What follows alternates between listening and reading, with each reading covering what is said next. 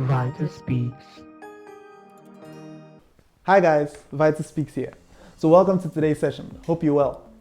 Okay, so today I want to speak about on the subject of purpose. Okay, now purpose is one subject that is widely spoken about, and quite frankly, I think a lot of self-acclaimed motivational speakers have done the world a great deal of disservice by spreading certain messages or thoughts around the subject of purpose, which I think are counterproductive. Now, there's a lot of talk around the fact that if you don't have a vision or you don't have a dream of your own, and then you don't have a sense of purpose. And so very often purpose is being hinged to having a vision of your own, being at the top of your own vision, of your own dream. Other than that, you are seen as not having a purpose. Now, I want to share a few thoughts that may contradict this very popular opinion, and I hope that in the very least of ways, this would help bring a certain form of clarity to someone. Now, generally, I find that there are three groups of people, or three types of people, or three groups of people with different special abilities. Now, the first group of people, I like to think of them as the visionaires, the people who birth visions. They are the ones who start visions. They birth forth visions. They propound these great visions that outlives them. Visions in any sphere of life or in any discipline. They are the visionaires. That's just who they are. They are entrepreneurs. It's inborn. It's innate. They are the risk takers. They defy odds. They make huge bets. They just go all out to start a vision that outlives them, and that's just who they are. They have that special ability and they love it. The next group of people I find are the people you could call managers, people that manage people and processes. They facilitate, smooth running of activities, of processes, of people. They manage people and processes. They manage human resource. Like, that's just who they are. They facilitate, they manage people and processes and activities of any organization, any firm, any establishment. That's just who they are, and they're so good at it. They love it. They manage people and processes, resources, activities. That's just their gift. And finally, the last group of people are those that are, I'd like to think of them as artists. And when I say artists, I use that word quite metonymically to refer to, by extension, to refer to people who hone a certain crafts. And so it could be something that is not necessarily creative art related, but just any craft or talent that the person has. It could be a great chef, or a great musician, or a great artist, or a great software developer, programmer, just any talent or any craft. Those are the artists. They love their craft. They want to do their art. They want to perform their craft. They just want to do what they love. And that's the third group of people. Now, God in His infinite wisdom has given these three groups of people these special abilities that brings them together to achieve something great, to achieve greatness in the world, to bring a sense of balance into the world. And so I think it's quite harmful to suggest that if someone is not the kind of person that wants to be a visionary, that wants to be at the top of his own vision, that has to birth forth a vision, he doesn't have a sense of purpose. Well, he may not be a visionary, but he may be an amazing manager, managing people and processes or activities of a firm. And so that is where he can contribute significantly to a greater organization, to something greater, to something bigger than himself. And that is his contribution, and that brings him a sense of purpose. Now, another person has this talent, just wants to use his talents, just share his gifts with the world, and that is what brings him a sense of purpose. So generally, we can put all these people in the same bracket and say that if you are not someone who is an entrepreneur at the top of your own vision, owning your own dream or something, then you don't have a sense of purpose. Well, you may not have your own vision, but you may have a certain vision that you connect to, be a certain vision that you are a part of, where you contribute your abilities, your skill, your talents, whatever, and that is what gives you a sense of purpose. Now, I want us to use the game of football. I tend to use the game of football a lot to pass across certain thoughts, because generally I think football is like the quintessential model of a lot of things like strategy, teamwork, leadership. We can fall on football to draw a lot of lessons that could be applied into different aspects of our life. So yes, the game of football. So generally there is a football club which was founded by someone, okay? A football club founded by someone, and that is the visionaire.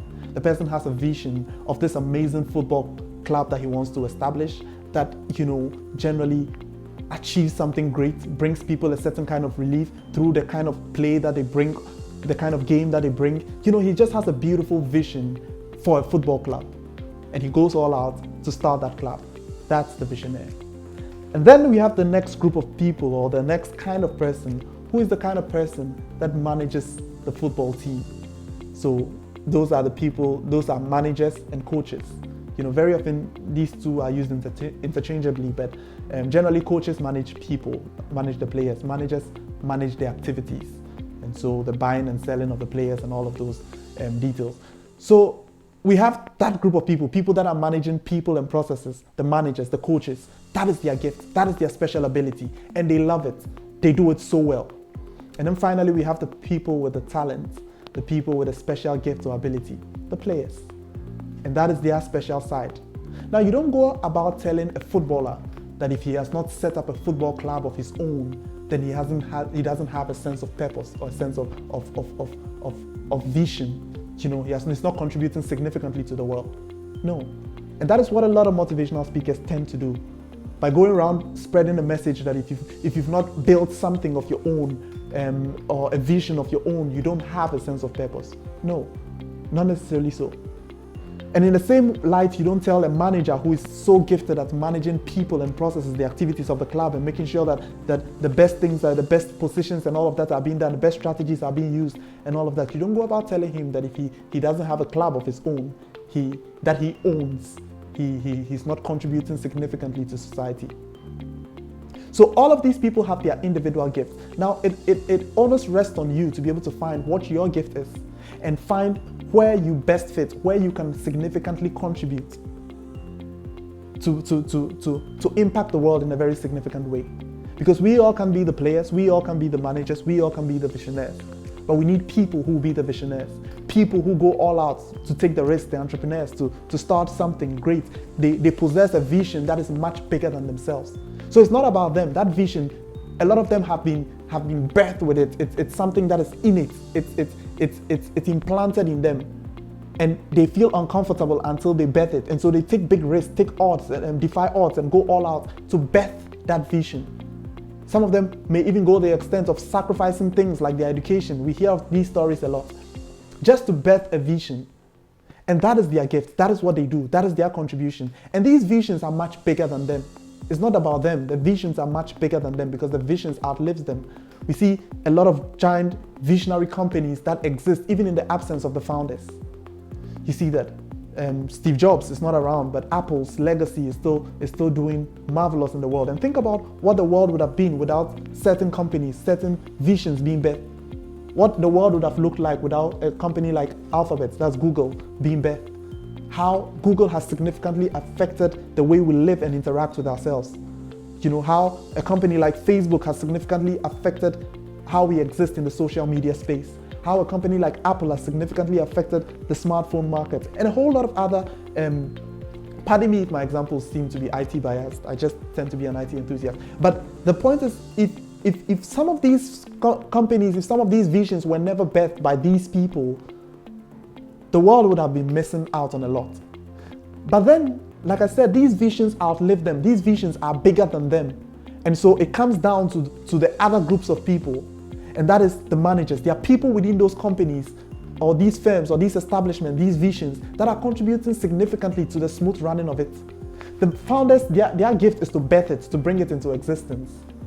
You see, but at a certain point, it can exist outside of them. It can exist independent of them, because a vision is bigger than the founder, the person who possesses it. It's much bigger than them. It's something that is contributing significantly to the world. And so there was, at a certain point, Steve Jobs got kicked out of Apple, and Apple was still existing.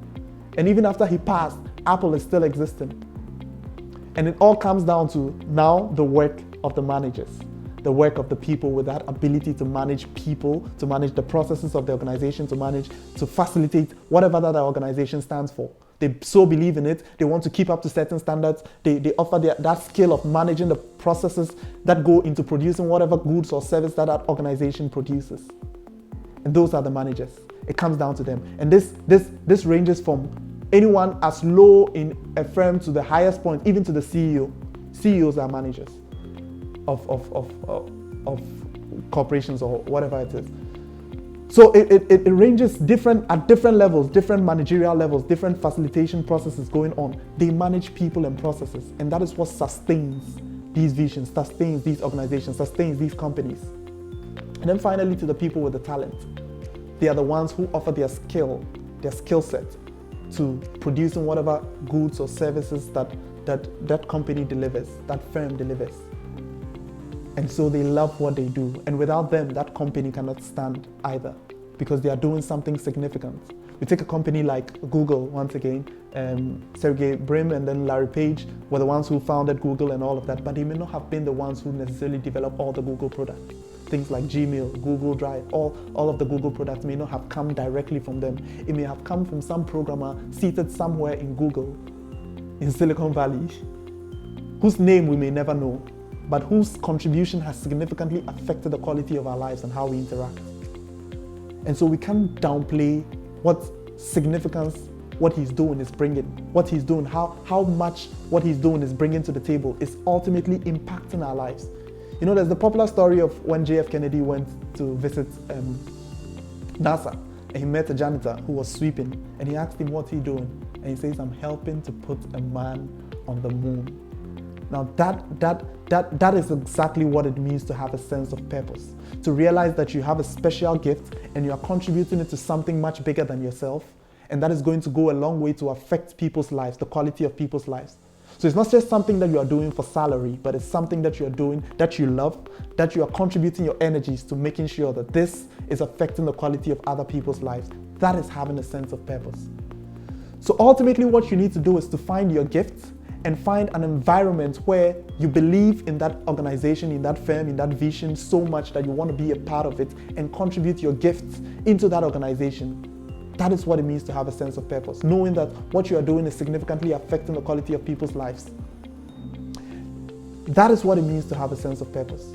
And so it's not just about finding anything that gives you a salary. No, it's about finding your gift and then finding the right atmosphere, the right environment where you contribute it, a place where you believe so much in the vision, you believe so much in the culture in that organization or in that firm, and contributing that gift significantly.